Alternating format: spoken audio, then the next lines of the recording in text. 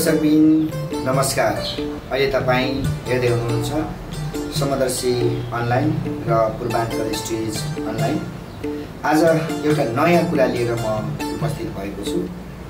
एकजना प्रसिद्ध मूर्तिकारलाई एकपटक प्रश्न गरिन्छ, आहा तपाईले कति राम्रो यो ढुङ्गाको मूर्ति बनाउनु भयो भनेर।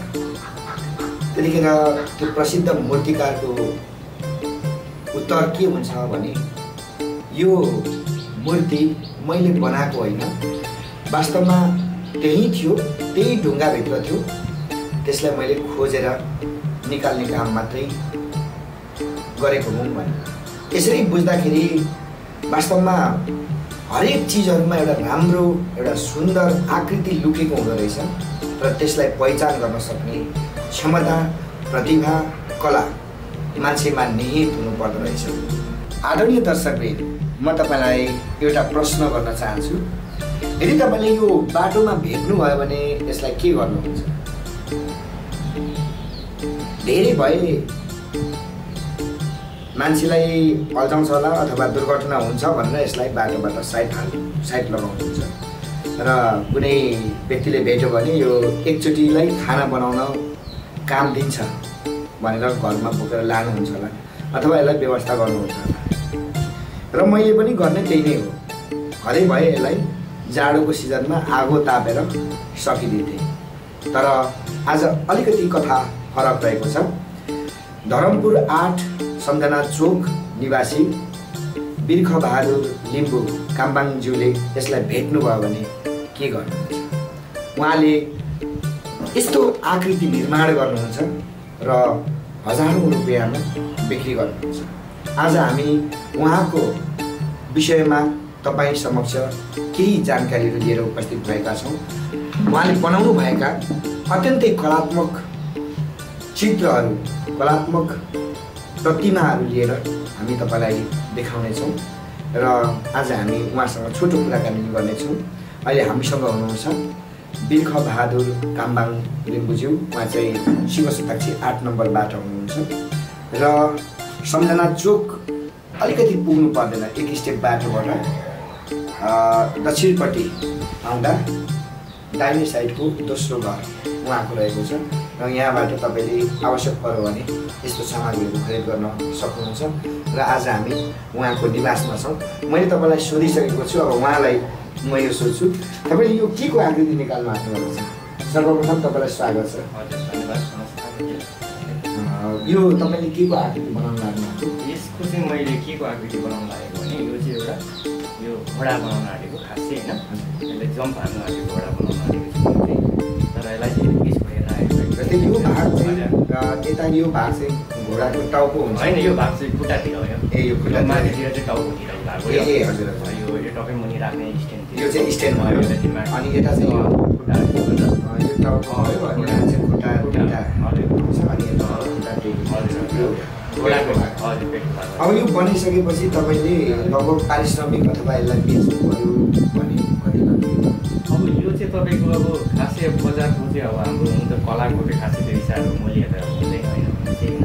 त्यही पनि मेरो पारिश्रमिक अनुसारलाई यो चाहिँ तपाईँको बेच्दाखेरि कलर गरेर चट्टी बनाउँदा 2000 समथिङ 2000 तर हाम्रो लागि भने यो एक खाना पाक्दैन, एउटा दृष्टिकोण हुन्छ अरे। त्यो परिवारहरू देखिन्छ अनि परिवारलाई यसो हेरेर एउटाले भन्छ अरे कति राम्रो परिवार बसिरहेको शान्तिको प्रतीक हुन्छ। अर्कोले जवाब दिन्छ अनि यिनीहरूलाई भेटेर खानु पायो भने कति साथ पुग्थ्यो होला नि भने जस्तो कि हाम्रो चाहिँ त्यही मात्रै हुन्छ। यो दाउरा पार्नुदेखि बाहेक केही आउँदैन। र तपाईँले चाहिँ यसलाई 2000सम्म बिक्री गर्दै हुनुहुन्छ। अब बिर्खबहादुरजी, मैले यो कसरी यो लाइनमा लाग्नुभयो?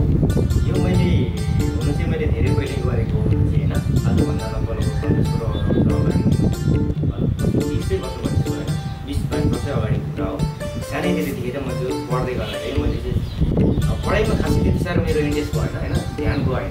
पढ्दा पढ्दै यो हरेबाट भागेर बाहिरतिर गयो, इन्डियातिर जाँदाखेरि चाहिँ समथिङ माथि सिक्किम यो भुटानमा सिमानातिर गएर तपाईँको मैले चाहिँ गुम्बामा एउटा उहाँहरूले चित्र बनाउने हुन्थ्यो क्या, यस्तो उहाँहरूले देखेर चाहिँ मलाई पनि इच्छा जागो भित्रबाट म पनि केही गरौँला होइन, एउटा यो सिकेर पछिलाई काम दिन्छ भन्ने आउनसँग जागिर पनि छैन, पढाइ पनि हुँदैन, केही गरी खाने त हुनुपर्छ भनेर मैले चाहिँ यो सिपलाई अपनाउनु पऱ्यो भनेर उहाँहरूसँग मैले सारा मागेर उहाँहरूसँग केही वर्ष गरेँ गरेर त्यसमा तपाईँले के कलाहरू पनि सिक्नु? हजुर मैले त्यो कलै सिकेको वास्तविक त भन्दा यो ड्राइगन ठुलो ड्राइगन बनाउँथेँ म यो गुम्बाहरूको उसमा चाहिँ ड्राइगन बनाउने काम गरेँ, बुट्टा काट्ने अनि त्यो बुट्टा काट्ने काम गर्दाखेरि त्यहीबाट मलाई अनुभव बुट्टुले केही चिजले पनि राम्रो हुन्छ जस्तो चिजहरू बनायो भने त्यहीँबाट अनुभव बुट्टुले राखेको थिएँ। त्यो राखेर नेपाल आएँ, नेपाल आएर काठमाडौँ पनि बस्थेँ, काठमाडौँमा पनि मैले गरेँ काम। त्यस पछाडि खासै नेपालमा त्यस्तो अब केही स्कुलहरू यस्तोहरू चाहिँ गरेर त्यति साह्रो भएको थिएन यहाँनिर हेर्नु न, मान्छेको उसमा कन्सेप्टमा अब यस्तो कलाहरू भनेको त्यति साह्रो थियो होला मान्छेको, तर भने त्यति साह्रो चर्चामा थिएन। त्यसैले म पनि कहिले सिक्नुको लागि विदेश पनि गरेँ, कतारमा है कतारबाट बसेँ, 3-4 वर्ष बसेँ, अनि आएर साधारण कारखाना साधारण यस्तो थियो तपाईँको भन्छ फर्निचर गरेँ अनि अहिले आएर मान्छेको त्यही पछाडि गरेकै मूर्तिहरूलाई फेरि केही पट्याउने काम गरौँ न फेरि अब जस्तै यो विशेष गरी एउटा भनाइ के छ भन्दाखेरि कला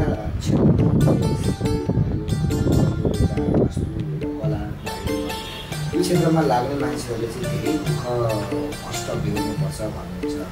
तपाईँले कतिको दुःख बेहोर्नु पर्छ? जस्तै पहिला सामानहरू बनाउनु त बनाइयो, तर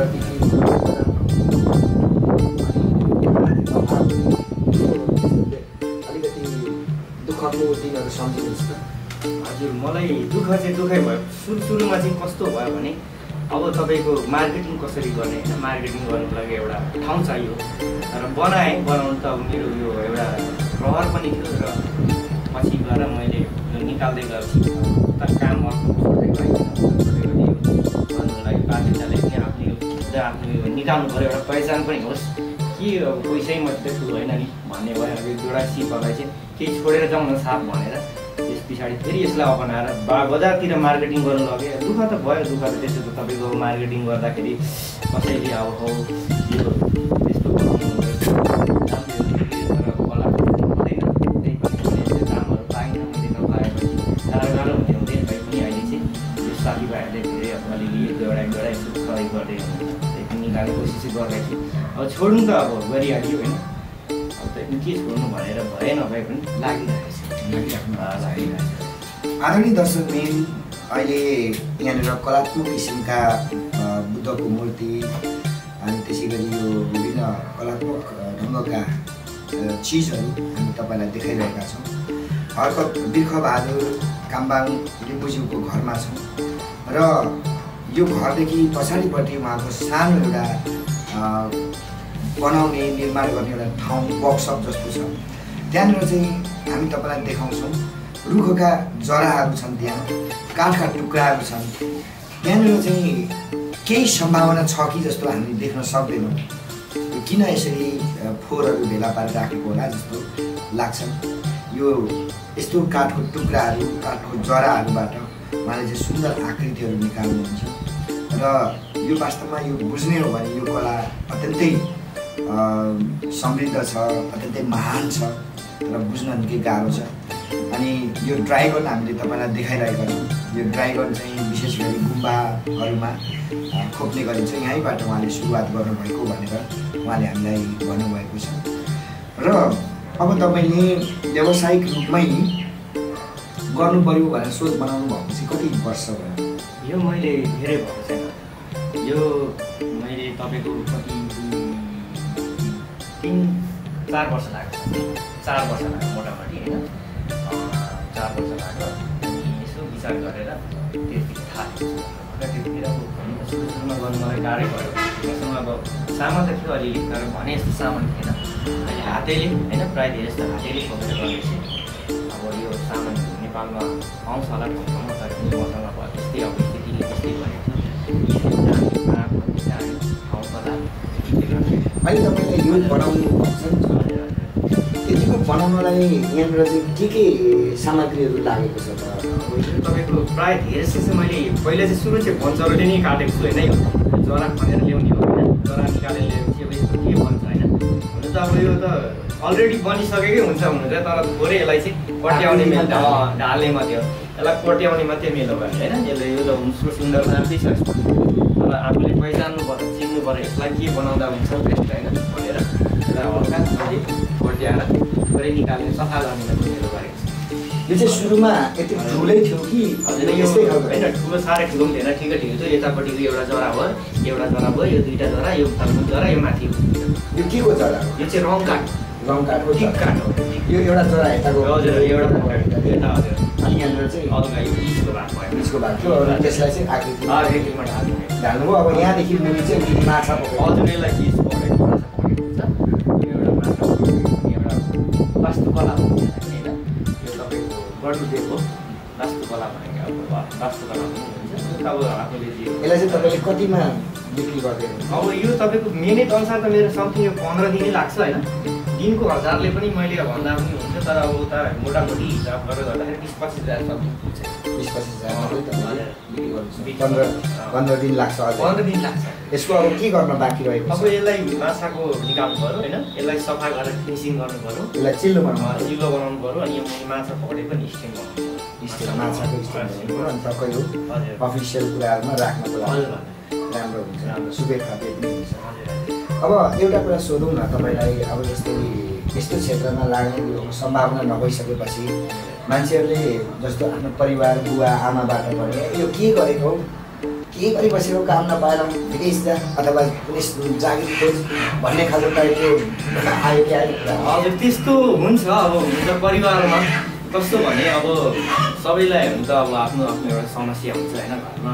कसैलाई अब अहिले त सबै मनी पैसाकै समस्या हुन्छ अब यो कति दिन लाएर गरेको कसरी मिहिनेत उठ्छ उठ्दैन होइन उठ्दैन कि किन गरिरहेको यो दुःखको काम भन्छ भन्ने सबै भन्ने परिवारमा त्यसो त हुन्छ दुई चार शब्दहरू आउँछ तर आफूले सहेन एउटा भने चाहिँ तपाईँ चाहिँ लाखौँजना हजारौँजनाले पनि तिमी अनसक्सेस हो तिमी यो गर्न सक्दैनौ नगर भने पनि तपाईँ एकजना एक्लैले होइन म गर्न सक्छु भनेर तपाईँकै विजय हुन्छ अरे क्या भनेपछि त्यो एक किसिमको एउटा सङ्कल्पले दृढताले तपाईँ आज यहाँसम्म आइपुग्नु हजुर म सङ्घर्ष गरिरहेको किनभने यसमा मेरो धेरै ठुलो सङ्घर्ष छ यो तपाईँको कतिले पनि भने होइन यो दुःख हो यो नगर्ने यस्तो काम भने तर ठिकै छ केही छाप त छोडेर जाउँ न मरेर लाँदाखेरि के छ एक बारको पैसै मात्रै ठुलो त होइन नि होइन कसले बनाएको फल्नाले बनाएको भनेर एउटा केही चिज चाहिँ बनाएर मेरो पनि त्यही सोख थियो पछि गएर एउटा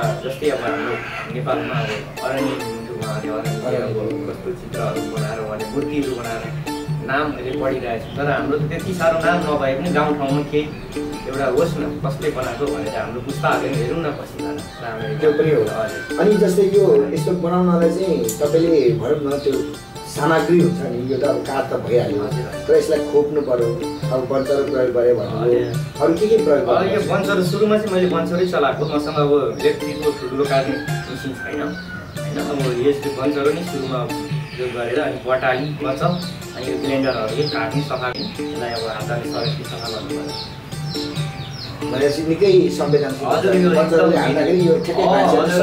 सक्यो अरे अनि यसलाई कतिको एङ्गलमा निकाल्ने होइन नाच्नु पर्यो अनि कहाँ राख्नुपर्ने कसरी बनाउनु पर्ने अब त्यो त हुनु त अब आफ्नो हो पैसा हो अब आइहाल्छ घरले गएपछि अब पुरानो सम्झनाको एउटा कुरा गरौँ न है जस्तै तपाईँले यस्तो बनाउने जुन एउटा कलामा लागिसकेपछि ठ्याक्कै पहिलोचोटि चाहिँ के बनाउनु मैले सुरुमा बनाउँदाखेरि के बनाएँ भन्दाखेरि अब यो चाहिँ होइन योभन्दा अगाडि चाहिँ मैले के बनाउँथेँ भने अब स्कुलमा पनि गर्दाखेरि चाहिँ होइन पढ्दाखेरि चाहिँ यो किसानको जो चाहिँ हलोहरू है अब यो पटाहरू सानो किनो होइन यस्तोहरू वा यो तपाईँको हस्तकलाहरू हलोको नमुना सानो हलो यस्तो हस्तकला बनाउँथेँ हस्तकलाहरू जब त्यो बनाइसकेपछि टक्क यसो राखेर हेऱ्यो भने आफूलाई कस्तो अनुभूति कस्तो हुँदैन अब मैले चाहिँ नगर्ने काम चाहिँ कस्तो इम्पोसिबल चाहिँ केही पनि रहेनछ भन्ने हो कि गर्दै गएपछि चाहिँ गरिने रहेछ आउने रहेछ अब एक ताल हुँदैन दुई ताल हुँदैन तिन ताल मात्र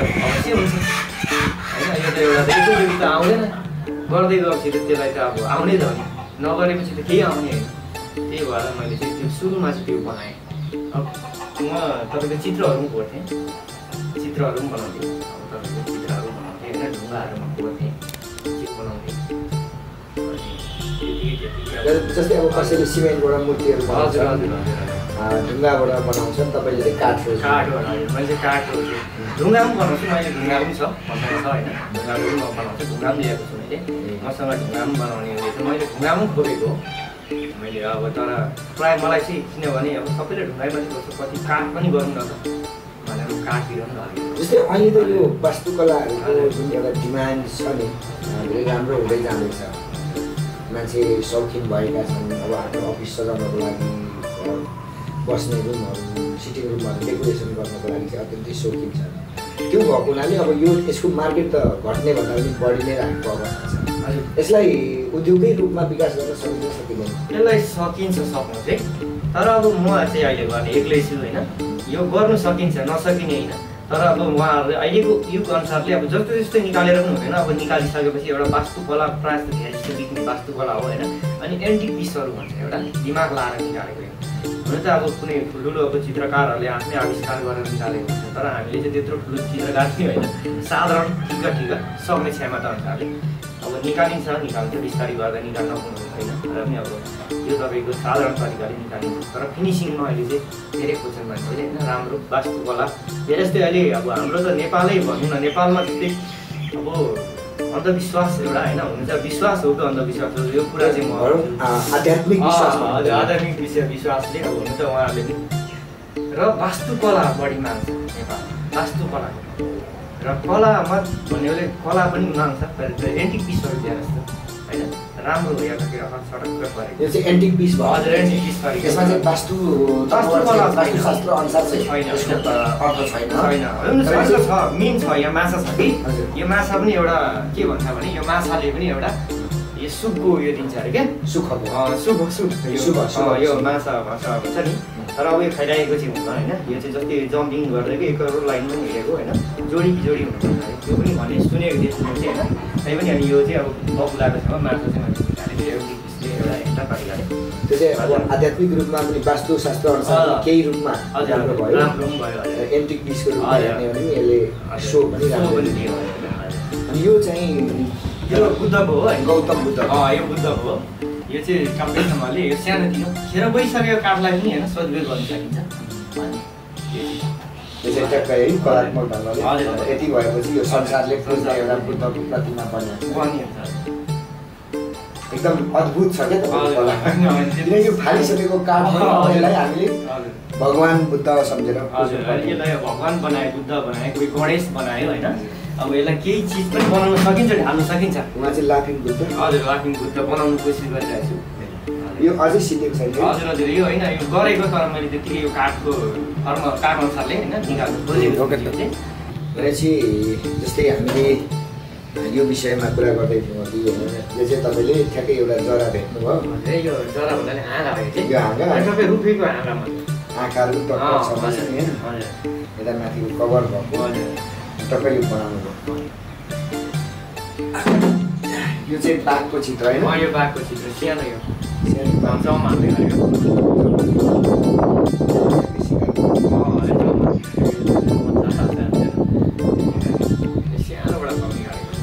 यो बच्चा त होइन होला किनभने बच्चा होइन छ त्यो सानो भन्नु सानो आकार चाहिँ सानो पुरै अब यसरी तपाईँले चाहिँ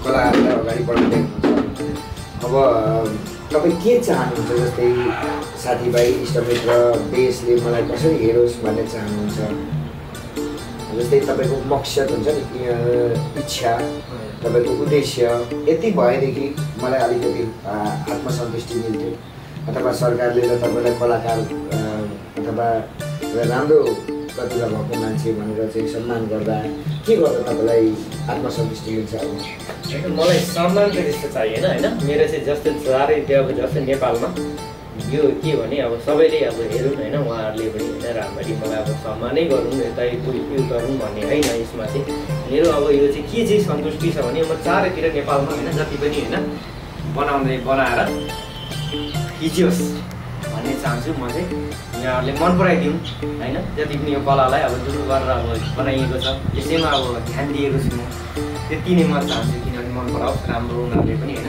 अब औजारहरूको कुरा छ नि, हजुर। जस्तै अब तपाईँलाई यस्तो कलात्मक ढङ्गले यो कुराहरू बनाउनको लागि के औजार आवश्यकता छ जुन तपाईँसँग छैन?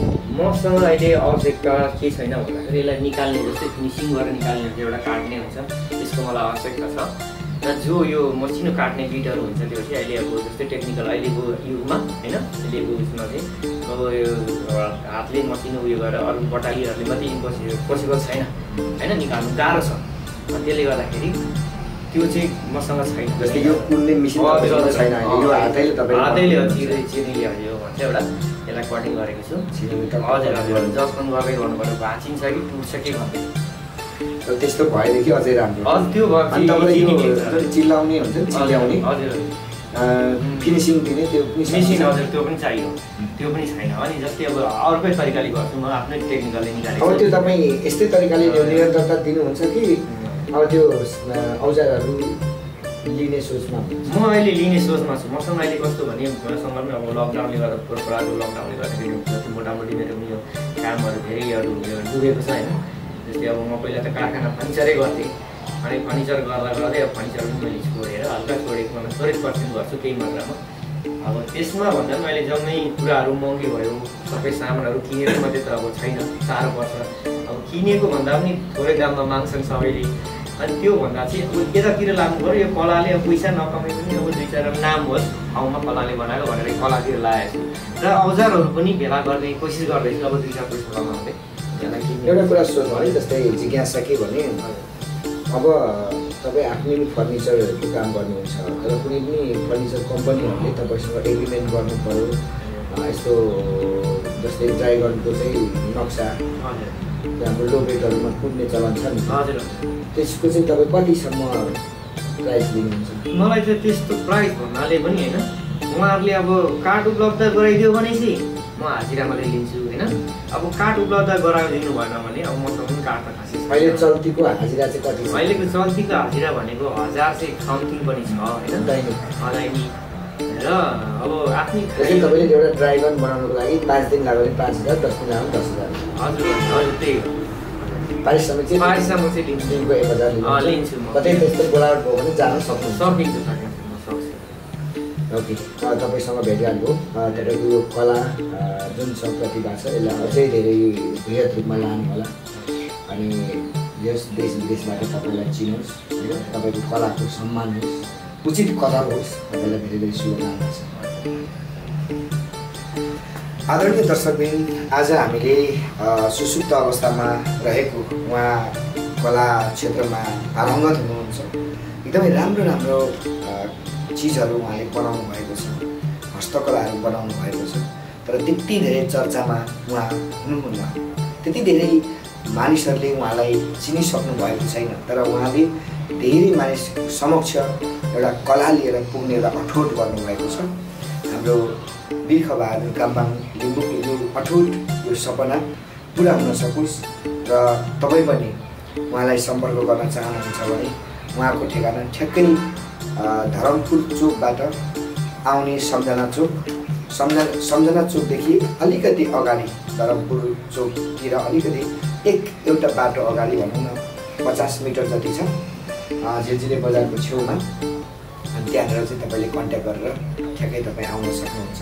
यो कलात्मक कुराहरू तपाईँलाई आवश्यक परेको छ भने तपाईँले लिन सक्नुहुन्छ। कलालाई सम्मान गरौँ सबैलाई भन्दै हाम्रो च्यानललाई लाइक सब्सक्राइब गरिदिनु होला भन्दै हाम्रो बिर्खबहादुरजीले आज धेरै कलात्मक कुराहरू हामीलाई देखाउनु भयो, हेर्ने अवसर प्रदान गरिदिनु भयो। तपाईँलाई धेरै धेरै धन्यवादका साथमा म देशराज नेवार पनि हाम्रो क्यामेरा पर्सन दीपक हाङखिमजीलाई धन्यवाद दिँदै म देशराज नेवार बिदा हुन्छु। हस्त नमस्ते।